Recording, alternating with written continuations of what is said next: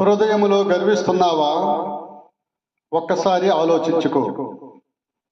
దేవునిలో ఘనులు పరాక్రమవంతులైన వారెందరో హృదయములో గర్వించినందువలన పతనమైపోయినట్లు పరిశుద్ధ గ్రంథం చూపిస్తుంది. వారి హృదయం పూర్తిగా అహంకారముతో నిండి ఉంది. దేవుడు గర్విష్ఠులను యావగించుకుంటూ ఇలా అన్నాడు: ప్రభువు సైన్యములకు అధిపతి అయిన యెహోవా వాక్కు ఇదే, గర్విష్ఠుడా, నేను నీకు విరోధినై ఉన్నాను.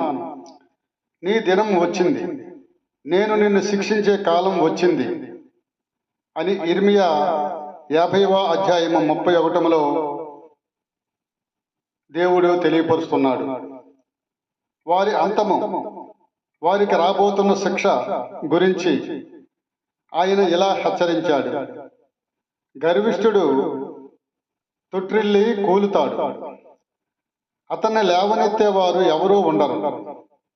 నేను అతని పట్టణాల్లో నిప్పు అంటిస్తాను, అతని చుట్టూ ఉన్న వారంతా కాలిపోతారు అని ఇర్మియా గ్రంథము 50వ అధ్యాయము 32వ వచనంలో మనం చూడవచ్చు.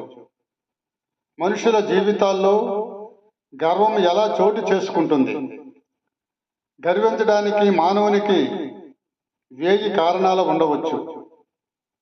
మంచి కారు, ఉన్నత విద్య, ఉన్నత ఉద్యోగము, సొంత ఇల్లు మొదలైనవి. ఇలాంటి గర్వపు ఓడలన్నిటిలో ఎక్కువ నాశనాన్ని తెచ్చేది ఒకని కలిమి విస్తరించుట అనేది. దేవుడే అనుగ్రహించిన ఐశ్వర్యాన్ని ఉపయోగించి ఎందరినో పతనంలోకి నడిపించాలని సాతాను ప్రయత్నిస్తుంటాడు. పరిశుద్ధాత్మతో నింపబడిన వారు కూడా ఇలా పడిపోతూ ఉంటారు. అది ఎలా సంభవిస్తుంది?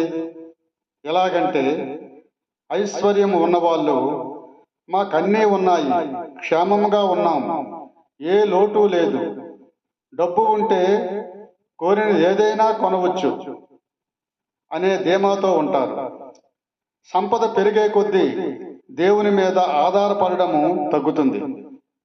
సమాజంలోనూ క్రైస్తవ సభలోనూ ధనవంతుల స్థానం పెరుగుతుంది. పెంటకొప్పతో మొదలైన ధనవంతులుగా మారడంలో వారు చూపిన తెలివితేటలన్నీ అందరూ మెచ్చుకొని కథలుగా చెప్పుకుంటారు. తూరు రాజు హృదయమందు గర్వించి, నేను దేవుడిని, సముద్రం మధ్య దేవుని సింహాసనం మీద నేను ఆసీనుడనై ఉన్నాను అన్నాడు. ధనవంతులైన అందరూ దేవుళ్ళమని ప్రకటించుకోకపోవచ్చు, కానీ వారి నడక, మాట, తీరు దైవాంశం ఉన్న వారైనట్టు ఉంటుంది. డబ్బుతో వారు సంపాదించుకున్న అందచందాలను, వారి గర్వాన్ని, అహంకారాన్ని పడగొడతానని దేవుడు అంటున్నాడు. సముద్రములో మునిగి చచ్చిన వారిలా నీవు కూడా ఒకరోజు చస్తావు అని దేవుడు పలుకుతున్నాడు. దేవునికి స్తోత్రం. హల్లెలూయా.